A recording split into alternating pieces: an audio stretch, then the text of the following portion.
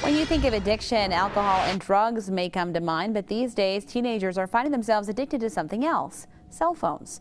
In a Fox 47 special report, our Rilwan Balogun spoke to some people who say it's a growing issue.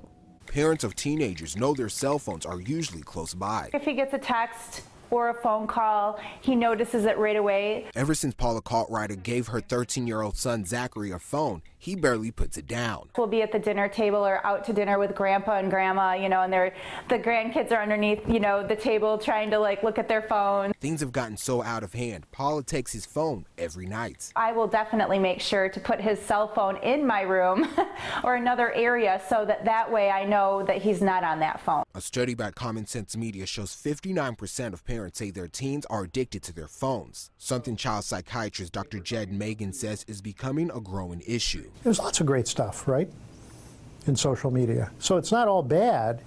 It can be very good, but almost anything done to the exclusion of doing a wide variety of things is probably not so good. He tells me teens who are glued to their phones are likely using it to hide from the world. A way to cope with things, a way to buffer stress, a way to deal with boredom, an easier way to do things rather than doing things that are maybe a little more difficult, like spending time with friends. Time that is essential, he says, to growing into a well-rounded adult. If you don't have those experiences, you end up being less sophisticated socially and less able to interact. He added being constantly connected makes it harder to be able to focus on one task. You're also losing the ability to hold a conversation and generally lack compassion for others. So from time to time, you've got to put the phone down.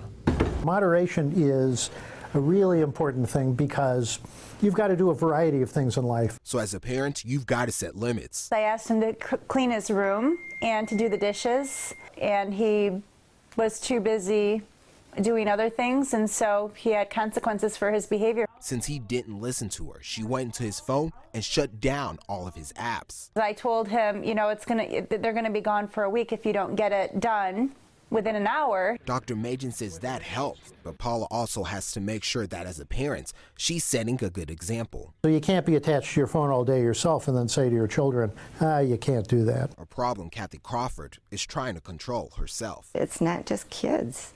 I'm sure I'm not the only adult that has this problem, that are always addicted to their phones. The retired insurance representative has been working on setting limits for herself. I'm not going to look at this, especially like in the morning when I want to read the paper, and because I always put them on the floor in the morning. Dr. Majan suggests Kathy and Paula set phone-free zones in their homes. You got to put your phone down, and for the next half hour, you got to do your work.